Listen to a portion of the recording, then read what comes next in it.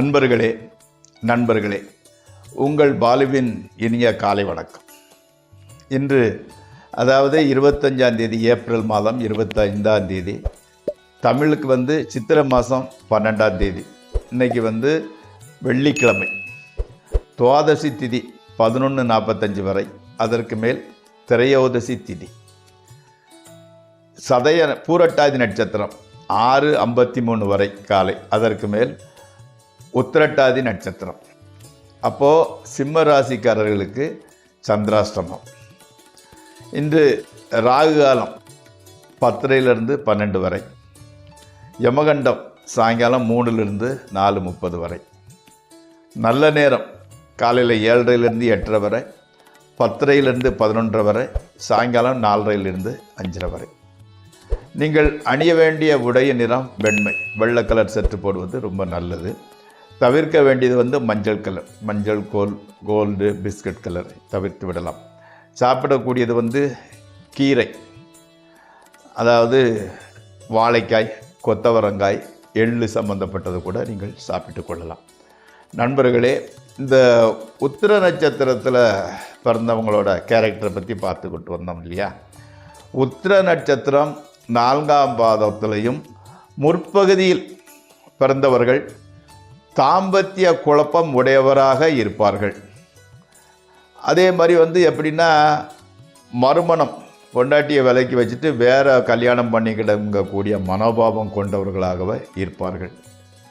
மற்றவர்கள், அதாவது முதல் பாதத்தில் இல்லாமல், முதல் பகுதியில் இல்லாமல் பிற்பகுதியில் 4ஆம் பாதம் பிற்பகுதியில் பிறந்தவர்கள் இல்லறை வாழ்க்கையில் இனிமை காண்பவராகவும் அழகும் அங்கலட்சணமும் உடைய மாதை மணந்து வாழ்பவராகவும் இருப்பார்கள். ரெண்டுக்கும் உள்ள வித்தியாசத்தை பாருங்கள்.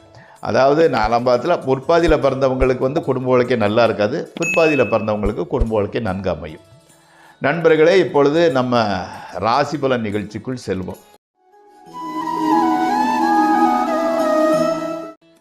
மேசராசிக்காரங்களுக்கு எப்படின்னா, தனக்கு சிறியோர்களிடம் கூட தலைக்குறிவு உண்டாக வேண்டிய சூழ்நிலை உருவாகும். அதனால் கொஞ்சம் எச்சரிக்கை உடனுடன் நடந்து கொள்ளுங்கள். உத்தியோகம் பார்ப்பவர்களுக்கு மேலதிகாரிகளிடம் பிரச்சனை உண்டாகிறது. பணத்தட்டுப்பாடு, பண இழப்பு உண்டாகக்கூடும். இவ்வளவுக்கும் மத்தியில் மனைவி மக்களால் மகிழ்ச்சி உண்டாகின்றது. அடுத்து ரிஷபராசி. ரிஷபராசிகளுக்கு எப்படின்னா, பணவரவு பரவாயில்லை, நண்பர்களால் உதவி, அதே மாதிரி உறவினர்கள் அதாவது ரிலேஷன் சுற்றத்தினரால் கூட உதவியும் ஆதரவும் கிடைக்கும். பெரியோர்கள், மேலதிகாரிகள் ஆதரவு கிடைக்கின்றது. ஸ்பெக்குலேஷன் ட்ரேடிங்கில் நல்ல லாபம் உண்டாகின்றது. கல்வி கேள்விகளில் மனம் ஈடுபடுகிறது. வெளியூர் பிரயாணங்களில் நல்ல பயன் விளைகிறது. கணவன் மனைவி உறவு கூட நன்றாகவே இருக்கிறது. டோட்டலாக பார்த்தா இன்றைக்கு பரவாயில்லை, ஓரளவு நன்மையாகவே நடக்கின்றது. அடுத்து மிதுன ராசி. மனைவி மக்களால் மகிழ்ச்சி, பொருள் வரவு ஓரளவு பரவாயில்லை. உறவினர்கள், நண்பர்களால் எதிர்பாராத உதவி, மகிழ்ச்சியாக பொழுதை போக்குகிறீர்கள். இது எப்படின்னா, இன்றைய பொழுது அப்படியே ஜாலியாக எந்த விதமான பிரச்சனையும் இல்லாமல் போய்கொண்டிருக்கிறது. அதே மாதிரி இவங்களுக்கு ஸ்பெக்குலேஷன் ட்ரேடிங்கில் ஓரளவு லாபமே வருகின்றது. புதிய தொழில் ஆரம்பிக்கும் எண்ணம் வெற்றி பெறுகின்றது. அடுத்து கடகராசி. மனம் தெய்வ பக்தியில் அதிகம் ஈடுபடுகிறது. தான தர்மம் கூட செய்கின்றீர்கள். வேண்டாத வகையில் பொருள் இழப்பு ஏற்படுகின்றது. சாப்பாடு விஷயத்தில் அக்கறை எடுத்துக்கொள்ளுங்கள். எச்சரிக்கையாக நடந்து கொள்ளாவிட்டால் கெட்ட பெயர் ஏற்படக்கூடும். அடுத்து சிம்மராசி. இன்றைக்கி சந்திராஷ்டம தினம். ஸோ எச்சரிக்கையுடனும் நிதானத்துடனும் நடந்து கொள்ளுங்கள்.